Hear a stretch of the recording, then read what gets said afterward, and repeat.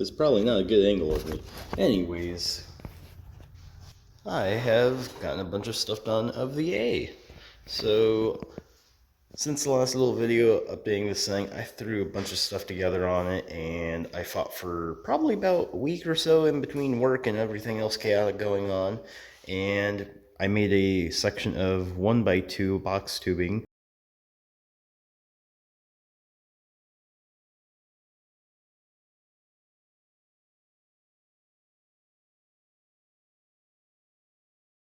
Up, and then just eventually like machine a flat spot.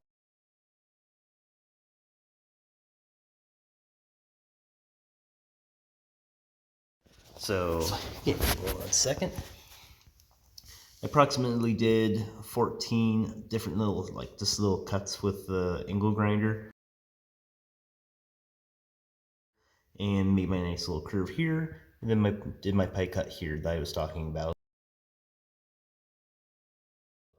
And then just made a nice little radius curve with a slight bevel, similar to how the front hooks are, or the horns are, of the Model A frames. It was quite painful. Like, having to weld, how do I say it? Having to weld these plates on to box the underside of the crossmember, which hopefully we're getting decent light to see.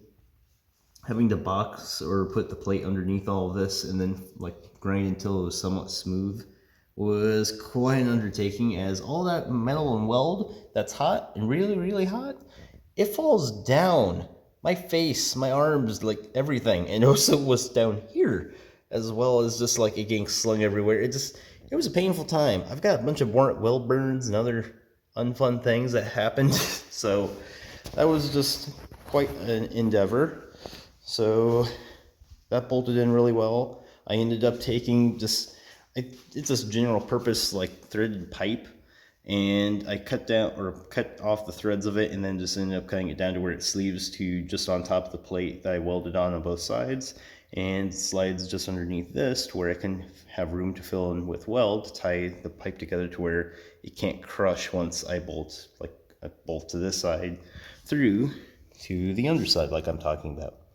So just use some stainless hardware on here, that way I don't have any corrosive issues later on if I have to pull this off to pull the transmission, which we might have to. The torque converter is acting a bit goofy, not wanting to properly seat to the flywheel of the engine, and it's making it to where it does not want to cooperate with it, but I believe the transmission itself is good, just due to how I'm shifting it through gears and it feels. Other thing, so these were carriage bolts. I could have tried a little bit more, but I didn't feel like it after everything.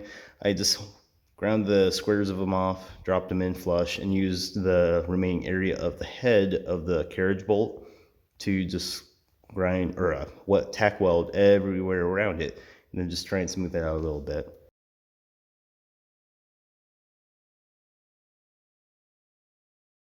So that way it's anchoring through the entire cross member and can't crush. It's able to carry quite a bit of load, as we'll demonstrate. So like other videos, I'm still around like 150 pounds. Just gonna jump up and down.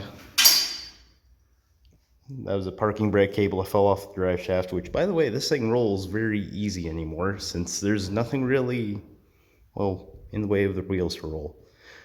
So, not a whole lot else going on. Now that the engine and transmission are fully mounted in, and I can actually like shake the whole car around, it doesn't really have anything huge that I have left to determine the angle of where my alternator falls, which I also got a bracket off of Speedway for like 31 bucks.